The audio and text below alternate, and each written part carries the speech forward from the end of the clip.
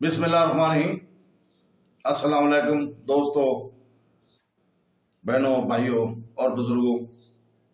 آج ہم خلافت اموی کے 14ویں اور آخری خلیفہ مروان بن محمد بن مروان کے بارے میں بیان کر رہے ہیں۔ اس تعلیمی اور معلوماتی ویڈیو میں اس تاریخی شخصیت کی تاریخ اور میراث کا ذکر کرتے ہیں۔ اسلامی تاریخ کے اس اہم دور کے بارے میں علم کو عام کرنے کے لیے اپنی ویڈیو کو شیئر کیا ضرور کریں۔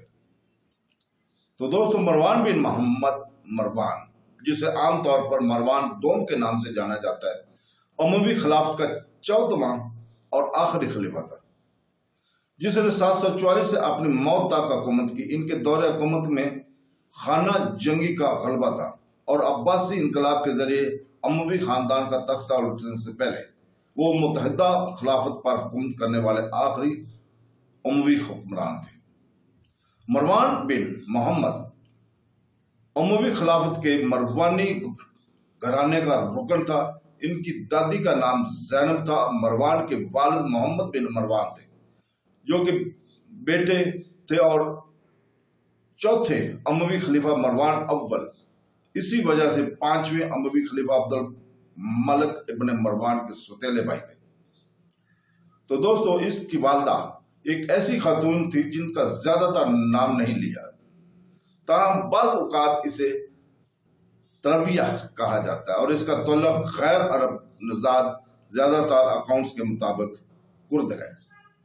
بعض نے حوالہ دیا کہ اس کی والدہ مروان سے پہلے ہی حاملہ تھی، اس سے پہلے کہ اس کے قانونی باپ محمد نے اسے بستر پر رکھا۔ اس طرح وہ بچہ اس کا نہیں رہا۔ ایک دو ذرائع نے رپورٹ کیا ہے کہ محمد نے ابن زبیر کی بغاوت کو دبانے کے دوران اسے اسیر کر لیا تھا۔ اس کی گرفتاری سے قبل وہ یا تو ابن زبیر کی غلام تھی یا اس کا باورچی زمری۔ یہ دو آدمی تھے۔ اموی دعوے داروں کی طرف سے مروان کا حقیقی حیاتاتی باپ مانا جاتا ہے۔ ان کی والدہ کے نام پر کافی شکوک و شبہات ہے، لیکن عام طور پر مروان، جس کا مطلب ہے مروان کی ماں، کے نام سے جانا جاتا ہے۔ ان کی ابتدائی زندگی میں خلیفہ شام نے مروان کو آرمینیا کا گورنر مقرر کیا۔ مروان نے جارجیا پر حملہ کیا، اسے تباہ کر دیا اور پھر الائنس کے 3 قلعوں پر قبضہ کر دیا اور تمنشا کے ساتھ صلح کر دی۔ 739 اور 740 میں اس نے مزید چھاپے مارے اور خراج وصول کیا۔ 744 سے 745 میں الولید دوم کا تختہ الٹنے کی سازش کی خبر سن کر مروان نے آرمینیا سے اپنے رشتہ داروں کو لکھا کہ اس کی سختی سے حوصلہ شکنی کی جائے۔ اس نے ان پر زور دیا کہ وہ اموی گھر کے استحکام اور افلاح و بہبود کو اہم آہنگی سے برقرار رکھیں گے۔ تاہم اس کو نظر انداز کیا گیا اور بہت سے مسلح افراد دمشق میں چلے گئے۔ یزید دمشق میں گیا اور الولید کو ایک بغاوت میں معزول کر دیا گیا۔ اس کے بعد خزانے سے رقوم کی تقسیم کی گئی۔ اطلاعات کے مطابق مروان دوم، اس نے کئی سالوں تک خلافت کی شمال مغربی سرحدوں پر بازنطینیوں اور خزروں کے خلاف مہمات کی نگرانی کی۔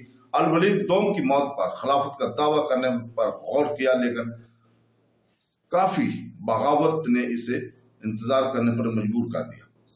اس کی بجائے یزید سوم نے اسے اپر میسوا کا گورنر مقرر کیا اور اس نے کیس کے زیر تسلط شہر حران میں رہائش اختیار کی۔ یزید سوم کے خلافت کے دوران مروان گورنر رہا اور اس نے اپنے لیے تخت کا دعویٰ نہیں کیا۔ جب یزید سوم نے الولید ثانی کو معزول کرنے پر اصرار کیا تو مروان نے پہلے اس کی مخالفت کی، پھر اس کی بیعت کی۔ یزید کی ابتدائی موت پر یزید نے اپنے بھائی ابراہیم بن ابوالولید کو اپنا جانشین نامزد کیا۔ یزید دماغی ٹیومر کی بیماری میں مبتلا ہو گیا۔ مروان نے اپنے عزائم کو تازہ کیا، یزید کے نامزد جانشین ابراہیم کو نظر انداز کیا اور خلیفہ بن گیا۔ ابراہیم شروع میں چھپ گیا، پھر مروان سے درخواست کی کہ اسے ذاتی حفاظت کی یقین دہانی کرائی جائے۔ یہ مروان نے عطا کیا اور ابراہیم نئے خلیفہ کے ساتھ रसफा में हिशाम के घर में गया। मरवान ने अपने 2 बेटों का नाम अब्दुल्ला और अब्दुल्ला वारिस रखा। इसने गवर्नर को मुकर्रर किया और ताकत के जरिए अपने अख्तियार कायम करने के लिए आगे बढ़े। ताहम अमवी मुखालफत अहसास बहुत ज्यादा पाया जाता था, खासतौर पर ईरान और इराक में। अब्बासियों को काफी हमायत हासिल थी।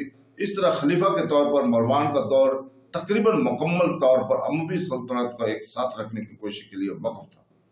मरवान ने 10 माह के तल्ख मुआसरे के बाद एम्पिसिया होमस पर कब्जा कर लिया। अल-ज़हाक बिन कैस ने खारजियों की बगावत की क़यादत की। इसने शामी फौजों को शिकस्त दी और कोफा पर कब्जा कर लिया। सुलेमान बिन हिशाम मरवान के खिलाफ हो गए, लेकिन इन्हें सख्त शिकस्त खा गए। सुलेमान भी इनके साथ हो गया। अल-ज़हाक का जानशीन अल-खैरी शुरू में मरवान के मरकज को पीछे धकेलने में कामयाब रहा और यहाँ तक कि खलीफा का कैंप लेकर इसके कालीन पर बैठ गया।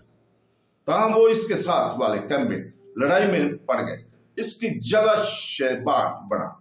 मरवान ने इसका और सलमान का मौसूल तक किया और वहां 6 बार तक इनका मुआसरा किया। फिर तकवीयत पाकर खलीफा ने इन्हें बाहर निकाल दिया। शेबान भागकर बहरीन चला गया, जहां वो मारा गया। सलमान हिंदुस्तान की तरफ रवाना हुआ। खुरासान में दाखिली इख्तलाफात था। अमवी गवर्नर नसीरुद्दीन इब्न सियाद को अल-हारिस और कमरानी की मुखालफत का सामना था। वो भी इस आपस में लड़ पड़े और इसके अलावा अब्बासी एलची भी पहुंचे। एक अरसे से मजहबी जोश खरोश और अब्बासी अरूज की एक तरह की मिसाई तवक्को थी। 747 के रमजान 16 मई या 14 जून के दौरान अब्बासियों ने अपनी बगावत के मेयारात को उजागर किया। नसर ने अपने मुहाफिज यजीद को इनके खिलाफ भेजा।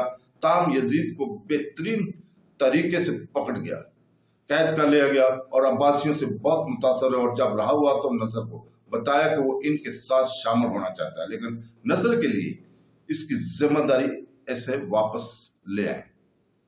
पूरे खुरासान में लड़ाई जारी रही और अब्बासियों ने अरूज हासिल किया। आखिरकार नसर बीमार हो गया और 9 नवंबर 748 को 85 साल की उम्र में रे में इंतकाल कर गया। मरवान ने 749 में मिस्र में बाशमूरी बगावत को रोकने और अपने पीछे को महफूज बनाने के लिए मुहिम चलाई, लेकिन इसकी मुहिम नाकाम रही। अब्बासियों ने इसी दौरान हजाज में कामयाबी हासिल की।